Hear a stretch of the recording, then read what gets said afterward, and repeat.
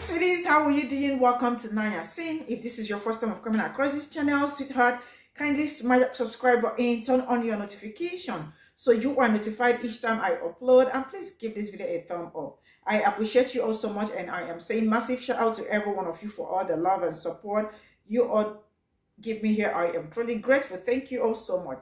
So today we'll be talking something very important, and it's about the Bible and slavery, right? I don't know how I was going through my FY page, and then I saw this. I was like, I am definitely bringing this here. And they started by asking, why do you think slavery is wrong now, and why was it okay 2 centuries ago? And first of all, there are some certain things I really do not even agree. But sometimes, because it's Bible, sometimes you don't want to speak up, or you don't want to say some certain things, and they talked about how in slavery, how there is legitimate and illegitimate. And I am asking, how can,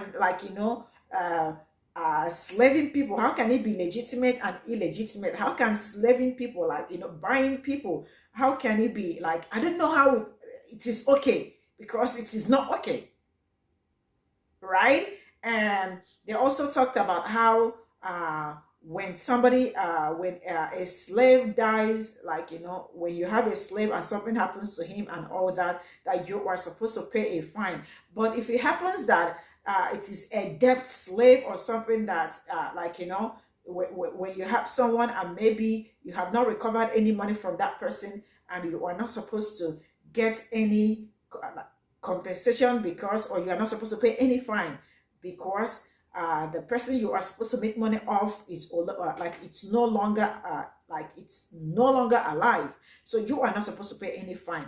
But then the fine or the punishment they were talking about, they did not say the kind of punishment. Really, I have so much things I really do want to ask, and about this, slavery and the Bible. And for me, there are so many things I disagree with. But then let's get into it and see the analysis this person is giving from the debate they had over slavery and the Bible, and then we'll talk about it. I actually want to read all your comments in the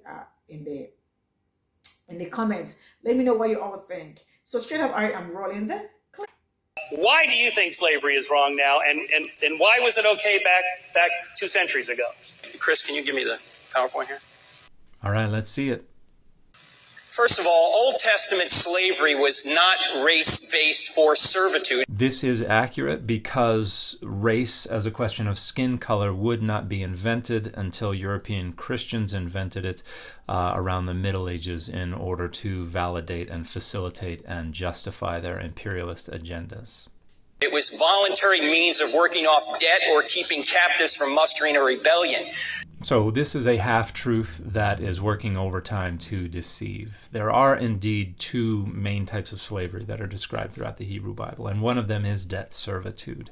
And I suppose you could refer to it as voluntary to the degree one feels that one has options for getting out of debt or out of extreme poverty. But the other kind is not a means of preventing captives from mustering a rebellion. Every single time that concern arises in the Bible, the solution is always the same. They kill the captives. This is just an attempt to make the chattel slavery, which is the other type of slavery, sound reasonable, sound justified. Well, we got to have a way to prevent captives from mustering a rebellion. They did. They killed them. Chattel slavery is heartily endorsed in Leviticus 25, verses 44 through 46.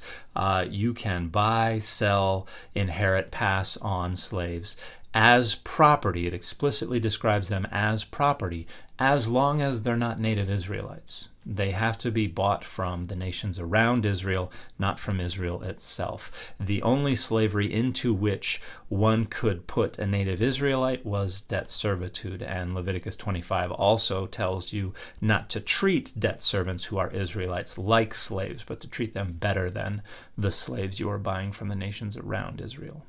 Secondly, slave trading is condemned in the Bible, both in the Old and the New Testaments. This is also false. The Exodus passage condemns kidnapping freeborn Israelites, and the 1 Timothy passage condemns kidnapping freeborn persons for the slave trade.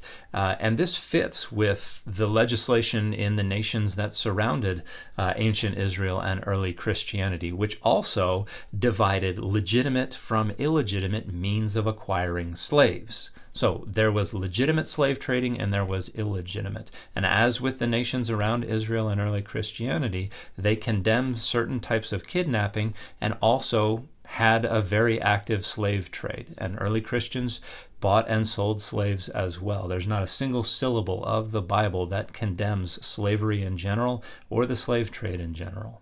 Thirdly, the Bible teaches that all men are made in the image of God. Slave and master are equally human, protected, and one in Christ. That's throughout both Old and New Testaments. So none of these passages on their own or collectively actually communicates what Turek is claiming here. The first three from the Hebrew Bible don't in any way, shape, or form indicate that enslaved peoples are equally human, protected, or one in Christ.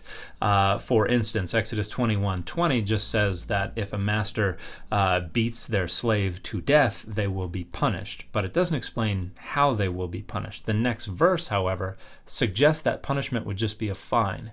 Because the next verse says, if they survive a couple of days and then die, there's no punishment at all, which is absolutely not true of freeborn persons. So the protection is not the same.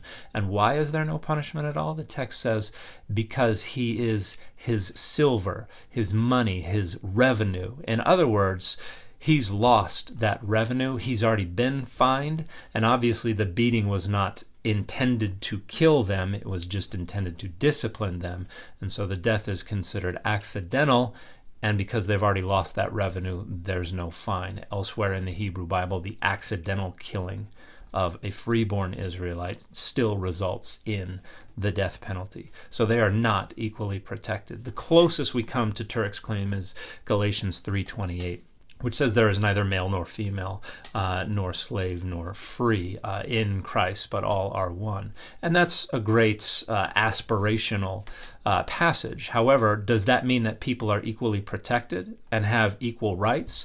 Well, Turek believes in male headship, believes that men have authority over women in the church, which means that although God says, oh, I can't tell a difference, there is neither male nor female, Turek certainly can, and Turek sees one as having more privileges, more rights, more authority than the other. So, yeah, this is complete and utter nonsense.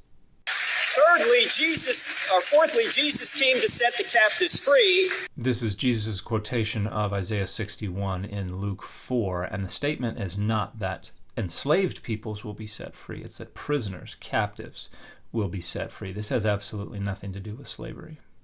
And fifth, the Bible's main goal is spiritual redemption, not social reform.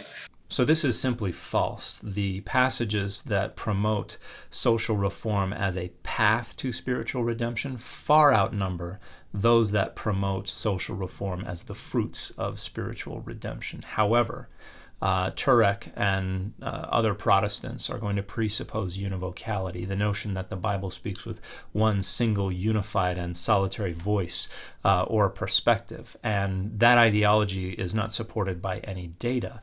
But when one imposes it on the Bible, it requires picking and choosing which texts are going to be prioritized and centered and which are going to be marginalized, reinterpreted, or ignored.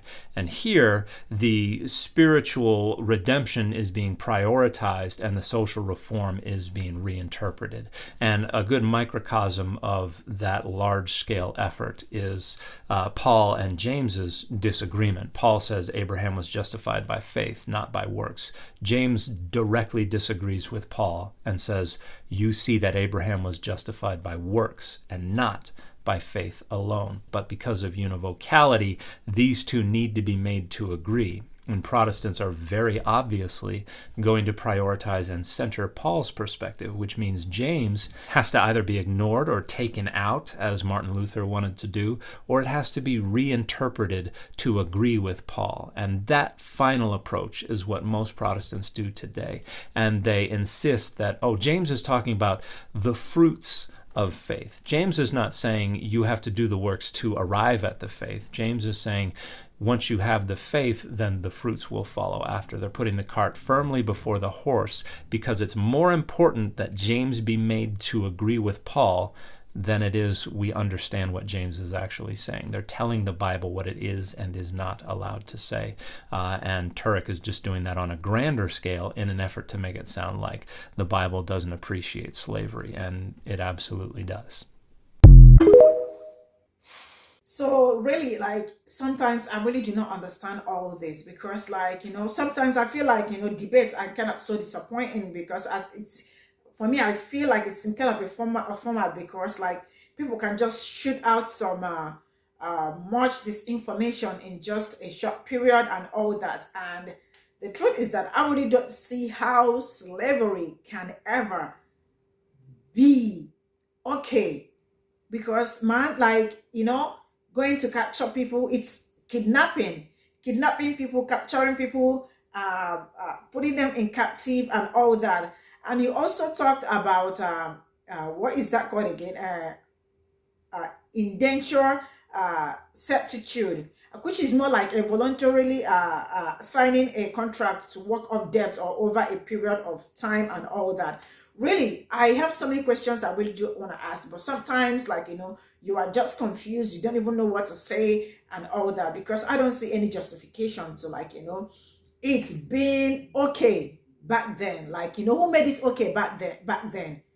It was not okay. Really, I'm not gonna lie to anybody. It was not okay back then, and it can never be okay. Just that I think sometimes people use, like, maybe some Bible quotation to, like, cover up some certain things. It's just like the other pastor that said that black people did not protest during the slavery. They turned from their evil ways, and I was like, which evil ways? That you people went somewhere to capture people in their own houses and all that, brought them here and then enslaved them. They worked for you free without any this thing, and you saying that they seek the face of God and God answered their prayers. Man, please don't tell me that kind of, don't preach that to me because they were not doing anything wrong. It was the people that captured them that were the ones that did something wrong. How can you let the people that did something wrong to them, people that travel how many miles to, like, kidnap people, bring them, do so many horrible things, and you are telling me that they turned from their evil ways and God heard them? No, don't preach that to me. Anyways, this is where I am going to draw the curtain. I absolutely want to know what you think about this. And see you all in my next video. Bye for now.